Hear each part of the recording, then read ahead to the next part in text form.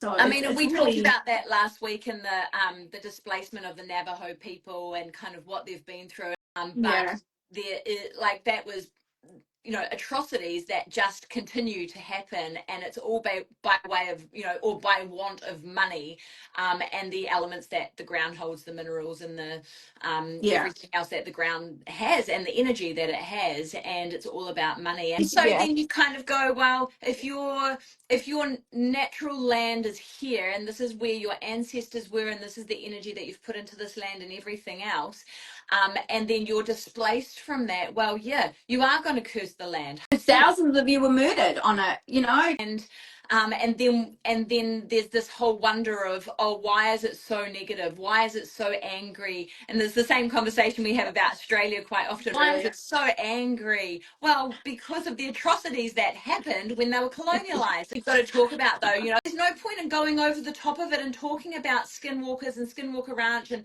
these other pieces of folklore without talking about the fact that the Navajo people were totally destroyed, essentially, and displaced, and they still are. And you know, I know very little about it other than kind of what I've kind of done the little amount of research into, and it's part and parcel of where these negative entities come from, and the folklore and the cryptids and the everything else comes from. And you have What's to talk going about on. it.